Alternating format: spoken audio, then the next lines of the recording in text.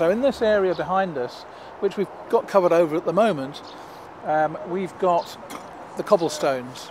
So we've got an area of cobblestones under here, and we're just trying to extend our excavation on that to really understand whether or not we can see any evidence for humans either using the cobblestones as a causeway, as a ford, or whether we can actually see any evidence that the cobblestones have been rearranged somewhat to make an even better ford. So it's a really interesting spot.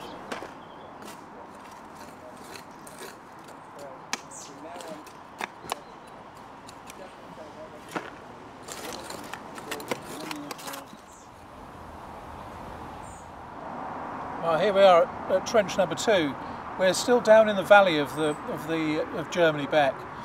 It's very much worthwhile remembering that Germany Beck's valley at this point was a lot wider in the past than it is today.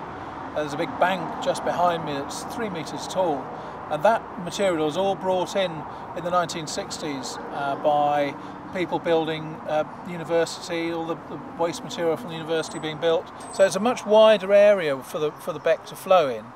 And what we're trying to do here is we're investigating the area that's downstream from the cobble causeway that we were looking at. If you look behind me at the moment, you can see a big, thick but tapering area of clay, and that clay is in fact the very bottom end of the 1960s dumping. So that's had all sorts of things like bicycle wheels and things like that. But then just below it, you can see a layer of what we call alluvium.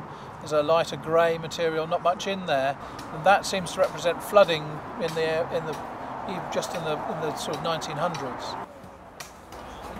So at the moment, we're just really about to embark on a journey back in time through the soils here, working our way back to see what we might have got in years gone by, because the alluvium will have built up here.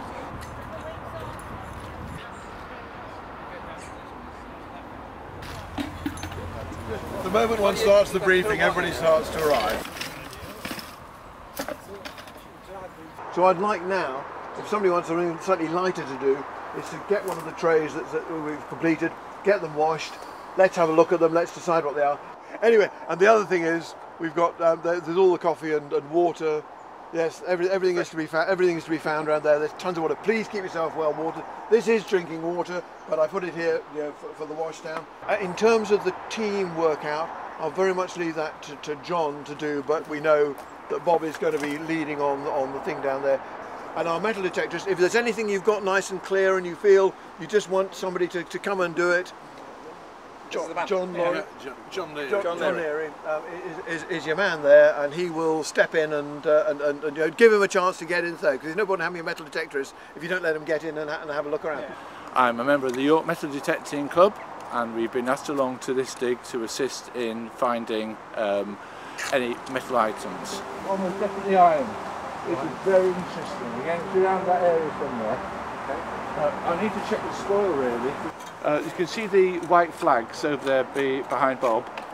They indicate where there may be some items found.